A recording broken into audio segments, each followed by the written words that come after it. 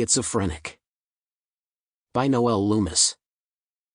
Transcriber's note: this e-text was produced from Thrilling Wonder Stories, December 1948. Extensive research did not uncover any evidence that the U.S. copyright on this publication was renewed. Tommy Basford was concerned over the steady frown on his father's forehead and a little bit hurt because his father hadn't noticed him for at least an hour. At the age of 3, Tommy didn't understand a lot of things, although sometimes he felt them very keenly.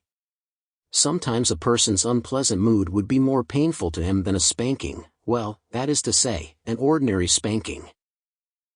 He had heard his father say only last night, "It's a chance to make $1 million, if I can trust him. And it won't take but a month," he had said wistfully. "We could move up to the mountains or down to the seashore. You wouldn't have to worry about Tommy getting picked on by the big boys next door, and you wouldn't have to quit playing bridge to come home when you lose your $5. His father had looked at Mother fondly. Then he had sobered. "The only thing is, if Pickens isn't on the level, then we can lose what little business we have, just as fast." Tommy thought maybe he could help his father. He gathered up his whole sun energy set from the center of the big front window where he liked best to play. He pulled it across the floor in quantum jerks, moving backward in a sitting position, pushing himself by digging his heels into the floor and then straightening his legs. That way he could make it all in one trip, hugging the sun energy set to his stomach until he jammed his back against his father's chair. He was disappointed that his father did not look down at him and perhaps pat him on the head. It was most unusual. But Tommy set up his blocks and then pressed the button and watched the reactions start all over again. He watched carbon-12 go into nitrogen and then into oxygen and then into nitrogen-15. Up to that point it went very well, but when those 4 hydrogen nuclei, represented by 4 glowing green balls, were supposed to combine into 1 helium nucleus, something went wrong.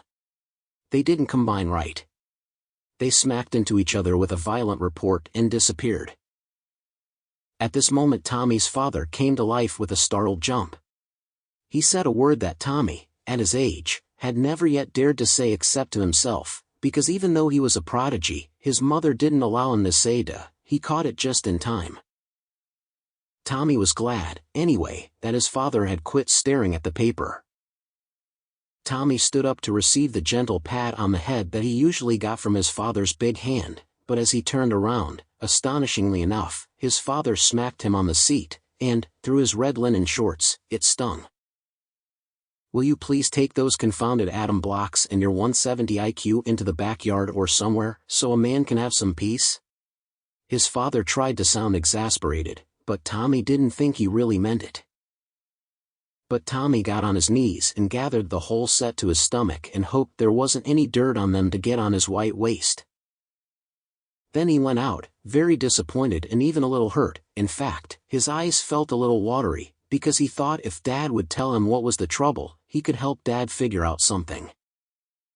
Mother was showing talky Mrs. Jones the new disintegrate that disposed of everything that was waste: soiled clothes, dirty dishes, used silverware.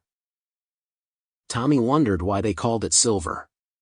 Certainly there wasn't any silver in it, as everything was plastic now. Everything, that is, but very special things, like his red linen pants. Mother smiled at him vaguely, and Mrs. Jones smiled too, but Mrs. Jones had a sharp, searching look in her eyes that made it seem as if she was trying to find something wrong so she could punish him. Tommy didn't care for her. She wouldn't have any right to send him in to scrub his hands again. "Come here, Tommy," she said in a high cooing voice, and made a move for him. But Tommy felt a strange, almost violent repugnance toward her. He backed away and went sideward toward the kitchen door. It opened, and he lifted his feet high to get over the sill and very nearly lost his balance doing so. That annoyed him, too. Being a prodigy was all right if one had a body to go with it. When a boy had a 10-year-old mind, it was irritating to have a 3-year-old body as clumsy as the body of a baby. He lost an orange-colored electron just outside of the door, but he let it lie there for a moment. Mrs. Jones was too close to the door. Maybe Mrs. Jones would go back into the front room where Dad was worrying so much. Secretly, Tommy chuckled. Dad didn't like Mrs. Jones any more than Tommy did. He'd send her home in a hurry. Tommy set up his blocks and got some spare nuclei out of the box and started the reaction going again. It puzzled him a lot why the hydrogen nuclei didn't combine properly. There must have been some unusual influence somewhere. In the 2 days he had had it, he hadn't been able to complete the carbon cycle once. Benny, next door, had a set, and when Benny tried it, it always worked fine. Benny never had lost a nucleus by explosion. Maybe there was something wrong with Tommy's set. He'd get Benny to try it, and maybe Benny would let Tommy try his set. Tommy sat there in the white sand, watching the interlaced orange glowing orbits of the electrons and the broad green paths of the hydrogen nuclei. The sun was warm on Tommy's back and the Baltimore Orioles were singing in the elm tree almost over his head. Across the high electronic fence he could hear the bigger boys playing ball in Benny's yard. Suddenly the 4 hydrogen nuclei, flashing at half light speed in their 4 orbits, went together and disappeared in the usual green flash and with the customary loud report. Tommy was thankful the explosion didn't sound as loud out in the yard as it had in the front room under Dad's chair, although secretly Tommy liked it better in the house because of that very fact.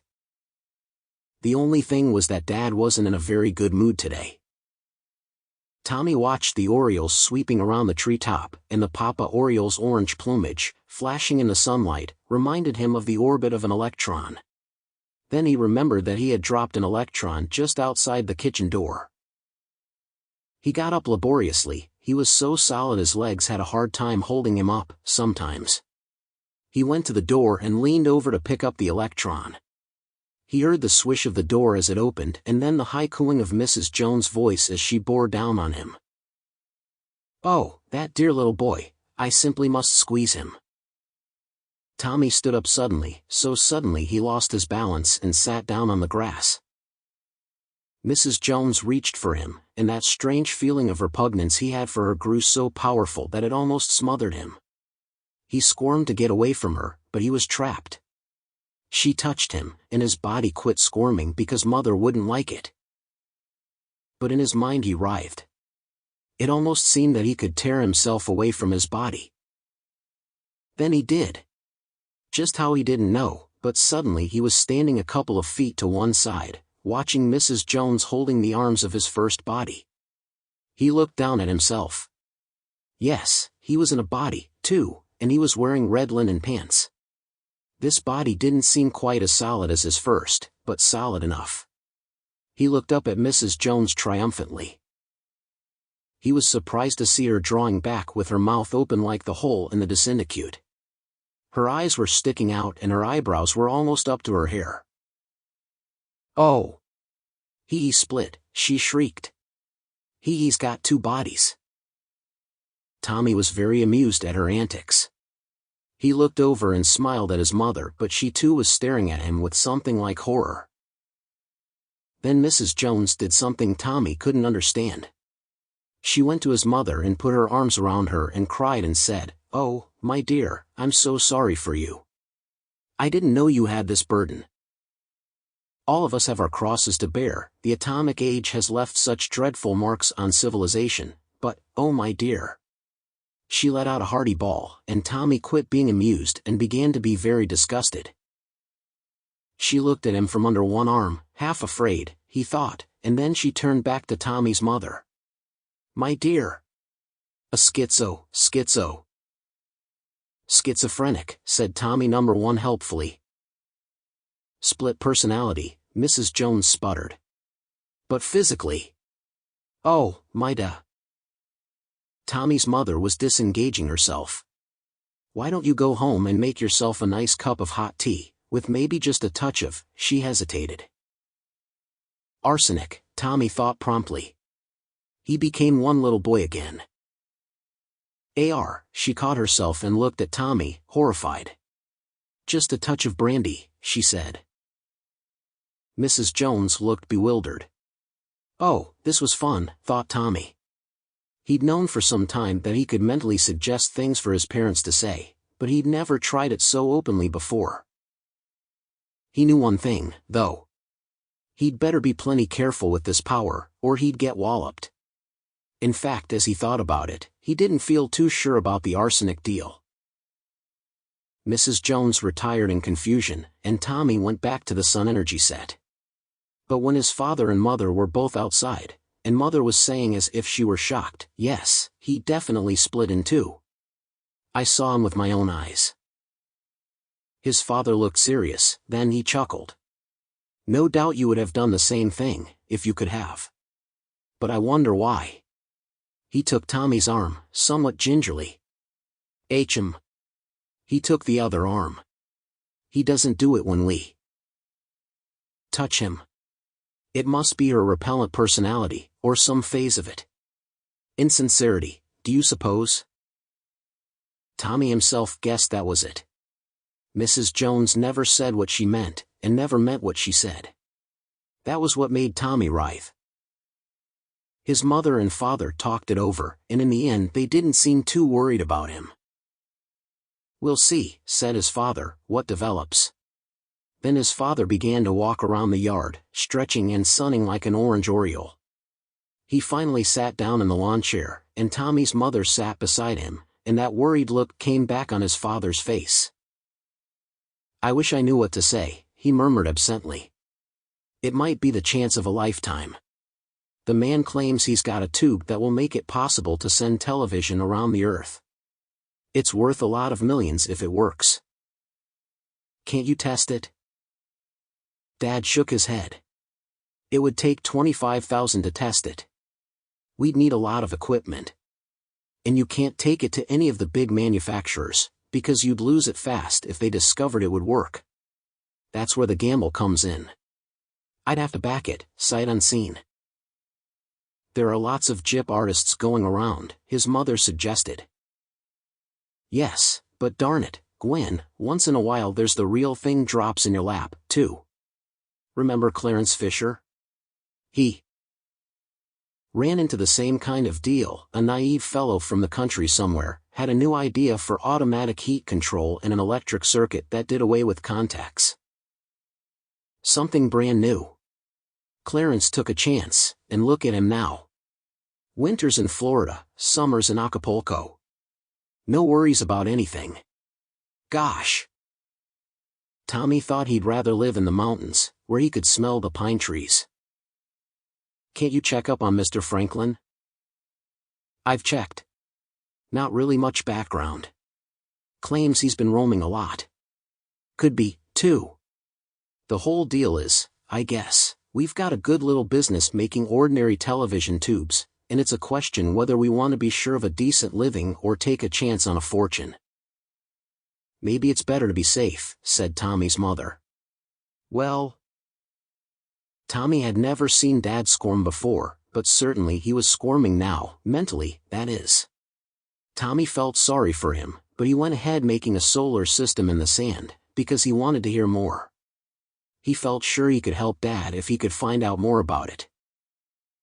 "The worst of it is," his dad went on, "if our competitor should get hold of a tube like this, it might even put us out of business."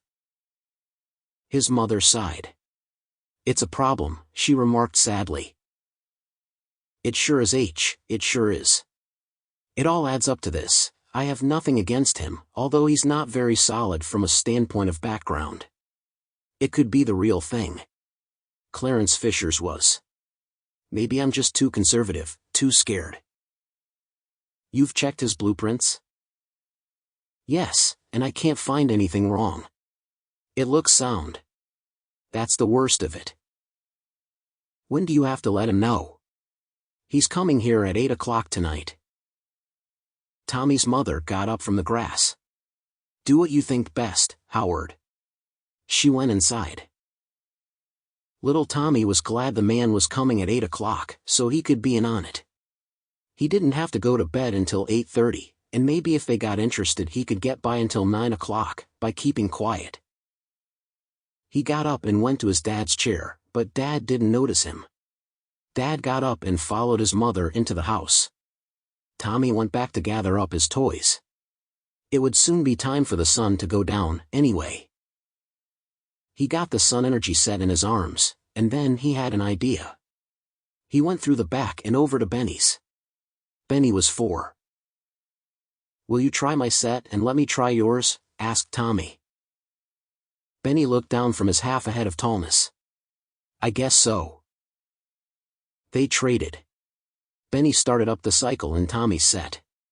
When he was halfway through, Tommy sat down and started Benny's set. But he watched as the 4 hydrogen nuclei of his own set went together and formed a glowing blue helium nucleus. Then he watched Benny's set between his chubby legs. Presently the hydrogen nuclei, swirling in their orbits, ran together, and there was a flash of green light and an explosion. The 4 nuclei disappeared. Tommy felt bad. Benny was indignant. "What's the big idea, making them explode?" he demanded. Tommy didn't understand. "You must have some kind of electricity in you," said Benny, "that makes them explode." Tommy thought about that. Yes, there must be something about him. Maybe the same strange force that enabled him to suggest words to his mother and that had made it possible this afternoon for him to split, maybe that did something to the delicately balanced nuclei. "Look," said Tommy. "I owe you 4 hydrogens, but I can't pay now, because then I won't have any left. I'll pay you tomorrow. Is that okay?" Benny was dubious at first, but he thought about it and decided that would be all right. Tommy went back home with plenty to think about, so much, in fact, that through dinner he was quite silent as his father and mother worried about Mr. Franklin and his new television tube. Mr. Franklin came promptly at 8, and they all went into the front room as soon as Mother threw the dishes down the chute. Then they had coffee, and Tommy began to worry. Nobody said anything about business for a long time. Tommy went and got his sun energy set and settled himself under the arm of his dad's chair. Then he looked up expectantly for a pat on the head, but instead of that his father was staring at him. Tommy remembered how the hydrogen nuclei had misbehaved, so he got to his feet again and went for his chlorophyll kit. He set that up and turned on the little artificial sun and then just watched. It was fun to see the sunlight soak into the green liquid in the test tubes, and come out at the bottom as bubbles of carbon dioxide. It was quiet, too. "So you think," his father was saying, "that we should have 50,000 to start with?" "We should have about 25 cash, and 25 in reserve," Mr. Franklin said. He was a very handsome man. "How long will it take us to get into production?" "That all depends on you," said Mr. Franklin. "The only thing we have to worry about is getting the germanium. That stuff is scarce, but I think if we take the cash, I know where we can lay hands on a couple of £100. It will take about 10,000 to swing that end of the deal." Just about then Tommy felt his father was beginning to squirm. "What do you think?" he asked Tommy's mother. She shook her head. "You're the businessman, Howard. That is for you to decide." Mr. Franklin laughed pleasantly. "That is a very wise observation, madam. Too many women try to run their husbands' affairs. I say you are very wise." But Tommy felt something else. His mother was troubled, too. Tommy slowed the chlorophyll cycle so he could watch the light reflect from the nitrogen molecules at the bottom. He wondered why his mother was troubled. Tommy frowned. Then Mr. Franklin took some papers from his inside coat pocket. "I have the contract, the way your attorney approved it," he said casually. "We might as well get that part of it settled. You don't need to put up any money till tomorrow." He laughed, and Tommy's ears pricked up. That laugh sounded strange. "I'll take you on faith," Mr. Franklin said, and handed the papers to his father. Mr. Basford frowned and began to read. Tommy got up and stood against one knee. There were a lot of typewritten pages, mostly with whereas and parties of the second part. Tommy squeezed close, looking at Mr. Franklin, but his father didn't put his arms around him. "Go away, Tommy. Go play," he said. Tommy was hurt. He stared at Mr. Franklin and he was puzzled at the strange look in Mr. Franklin's eyes as Mr. Franklin stared at him. Presently Tommy's father looked up.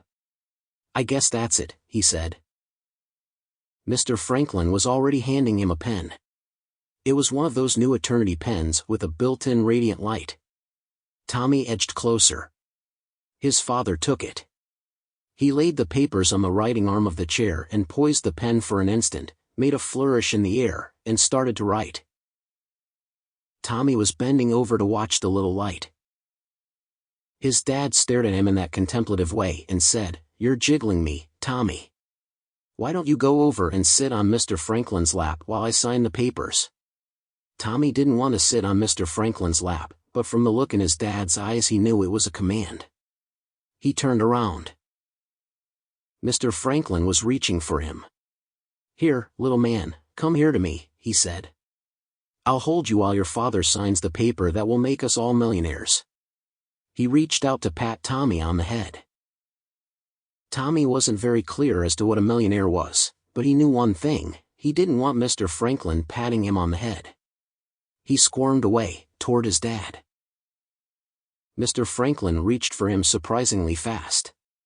In fact, his movement was so quick you could hardly see it. Tommy dodged again, and this time he was in a little panic. He felt that same repugnance he had felt for Mrs. Jones. He didn't want Mr. Franklin to touch him. But Mr. Franklin got him by the arm. He held hard, and it hurt, while Mr. Franklin was smiling with a sort of stiff mouth. Now, come and sit on my lap, little man." Tommy tried to twist away. Mr. Franklin held hard. Tommy squirmed. He couldn't get loose from Mr. Franklin's grip. He squirmed harder. He broke free. That is, he projected himself to one side and looked at Mr. Franklin holding what was really his shell. The boy looked at Mr. Franklin, who was holding what was really his shell. Mr. Franklin was startled, but he didn't hesitate. "Oh, a schizo," he said, and something came into his face that was frightening. He snatched at Tommy's second self with one arm. He caught Tommy by the belt on his red linen pants and pulled the second one toward him. Tommy split again. Now he stood off to one side and watched, a little fearfully. Mr. Franklin was getting pretty angry. But Tommy's father spoke up. "Why not just let him go?" he said, and the way he said it, it was a command that he expected to be obeyed. Mr. Franklin looked up and slowly turned Tommy loose. Tommy straightened his belt and his three selves went back together. His father was handing the papers back to Mr. Franklin. "I've changed my mind," he said. "I'll take a chance on being a small businessman." It was rather unpleasant for a few minutes, but Mr. Franklin left, with his papers in his pocket.